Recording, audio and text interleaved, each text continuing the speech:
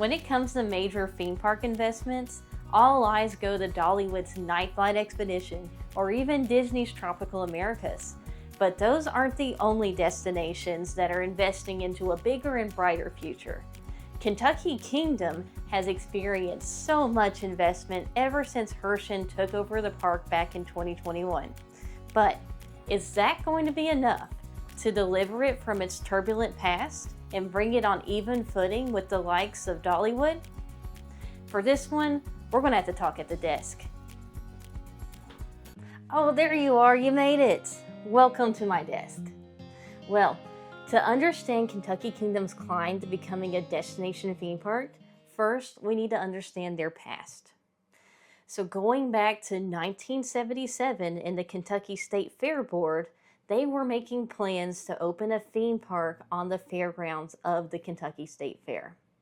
Over that next 10 years, they would then identify an operator, which turned out to be Kentucky Entertainment Limited at the time. They would acquire several attractions and then open in 1987 for their inaugural year. While this was a very anticipated opening, unfortunately, it would open to very poor reviews. It was long lines, low capacity, and the general consensus was that you just could not run a theme park of this nature in such a small footprint. And indeed, they had only allocated 13 acres of land for the theme park. So even as that inaugural season began, it quickly ended and resulted in the selling of almost all of the attractions that they had acquired. They would go on to close for the next several years as it sat abandoned, looking for a new potential operator for the park. Enter Ed Hart. Ed Hart was a businessman with historical success just out in Louisville City with renovations. So it was thought that he may be able to run an operation at Kentucky Kingdom that was successful and profitable, maybe a little unlike that first inaugural season. But what a challenge he had. Like I said a moment ago, they had sold almost all their attractions already. And really, they had only kept a Star Chaser as a major attraction, which was an indoor roller coaster at the time. So Ed Hart, he made it happen. He acquired the attractions needed, he worked with the Fair Board, and the Fair Board even extended the park with an additional 13 acres across the road to give a little bit more room for what had been such a low capacity, awkward, small park. This would open to great success and rapid growth. What was known in those first Ed Hart years was just developments all the time. Ed Hart was adding roller coasters. He added the water park, and that was a really early decision, actually. Like the next season after it was open, it was already decided to have a water park in that back area of the park. So crowds loved it, and everyone was having a really good development over at Kentucky Kingdom. In fact, things were going so well that Ed Hart found a buyer for the park, and that in the form of Six Flags. Six Flags would take over operation of the park in 1998. And while this was something the park was so excited for at first, because just think of it, this is a national brand stepping into a Kentucky park. The first Six Flags branded park at the time in 25 years. This was major. They thought that this would make them a destination and put them on the map for sure. We'd have people traveling from all over America just to go to Kentucky Kingdom. And while it did seem that exciting at first, and they were receiving some investment, it wasn't long before it dried up. In watching some interviews with workers in the park at the time, it became very evident that Six Flags was a distant owner. They were not there in the park with them, but they were still making decisions that they had to abide by as a regional park.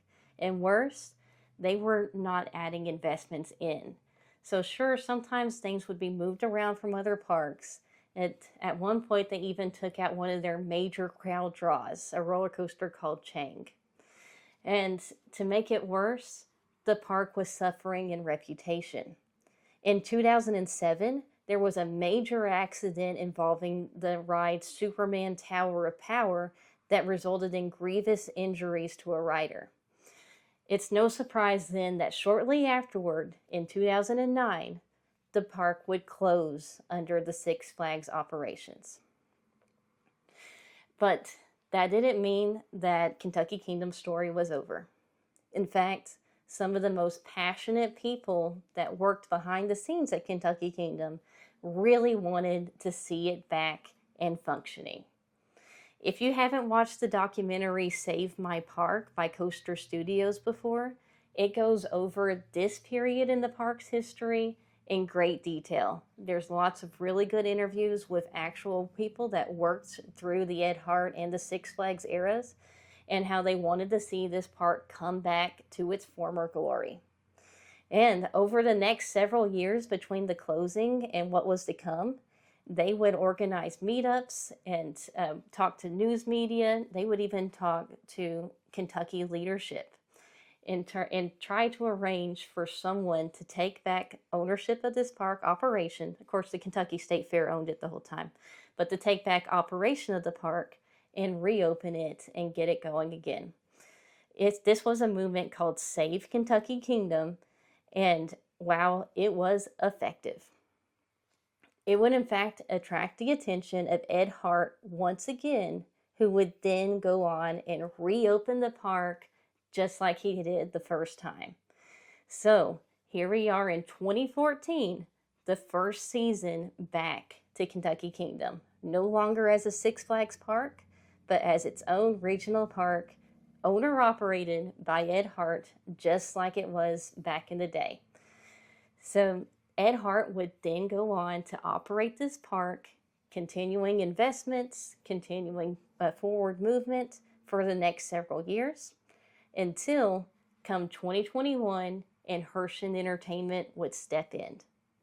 So Ed Hart, he was a big investor in this, but if you watch the interviews about it, he was not super passionate about the rides, actually. He was more about the research. He did not want to ride the rides himself. You can see in an interview that he says that coasters are what draw crowds, coasters alone. So that's where his investments lie. And under Ed Hart's leadership, we see Kentucky Kingdom continue to fall under the category of an amusement park. But what we want to talk about today is the evolution of Kentucky Kingdom from amusement park to theme park. And for that, we need to look at what's happened since Herschend stepped in 2021. Are you liking this content? If you do, consider subscribing to the channel and giving a like to this video. It goes a long way to helping us with producing more videos just like this in the future. And it's going to make sure that you don't miss out on our next video. But let's continue. Now in our story of Kentucky Kingdom's rise to becoming a theme park, we've entered 2021. And for this, we are now entering Herschend Entertainment's era. Now, I can only imagine that from Kentucky Kingdom's perspective, this was probably not met with very comforting glances from the staff. We know that they had survived the Six Flags era and saw just what it's like whenever a company, this large national company, steps in and takes over operations at a regional park. So I'm sure they were well within their rights to look at Herschend and wonder what this meant for the future of Kentucky Kingdom. But I think Herschend took very specific steps to alleviate all of these feelings and to bring instead a feeling of progress and opportunity to Kentucky Kingdom. In fact, they even brought in their accomplished president, Craig Ross, who has just finished 10 years at Dollywood, into becoming the main operator of Kentucky Kingdom in the 2021 season. Even whenever Craig Ross was promoted into a new role towards the end of that season, they brought in Sarah Worrell, who was another Herschend executive with 10 years of experience to step in and lead this park. So Herschend stepped in, and one of their first activities was actually a removal of a roller coaster. But this time, It was removal of one of the most notoriously awful roller coasters in all of America. T3 was slated for closure in 2022 and ultimately removed in 2024.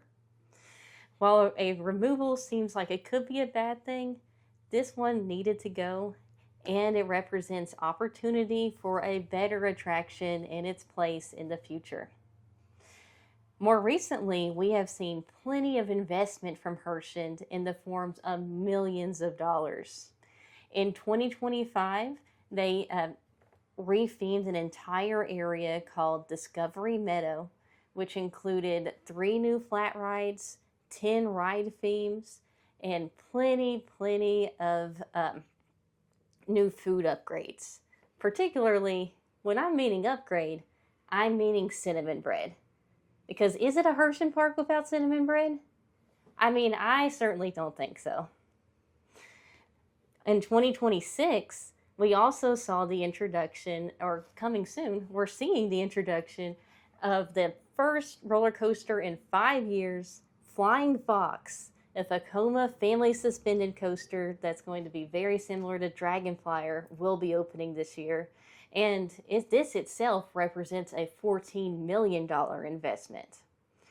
These major investments are creating a shift in Kentucky Kingdom. We're now seeing it move from its amusement park roots into truly a theme park immersive experience. And aside from the attraction side of investments, we're also seeing new themed festivals added throughout the year.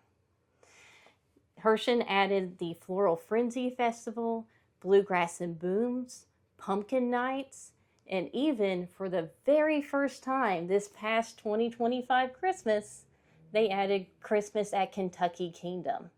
This was a major event for Kentucky Kingdom. It had Kentucky's largest snow tubing attraction.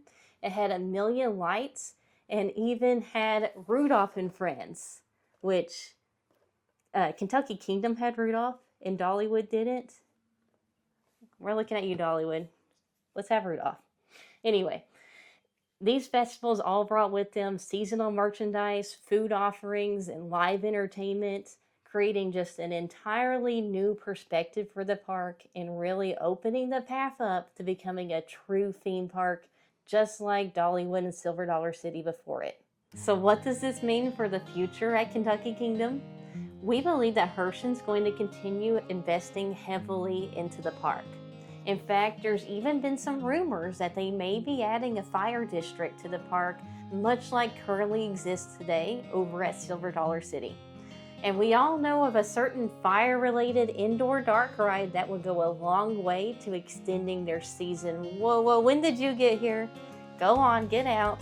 We're not talking about you today, maybe later. But in all seriousness, I expect them to make big strides towards extending their season, adding new family attractions, and continuing to retheme the park to fully reflect Kentucky's rich heritage. As Kentuckians ourselves, we couldn't be more excited about Kentucky Kingdom's future. So, is Kentucky Kingdom on track to become the next Dollywood or Silver Dollar City, becoming a destination park all itself? I certainly think so. Or is it doomed to repeat its past once again? Let us know your opinions in the comment section below. And that's it for today's video. Until next time, we'll see you in the parks.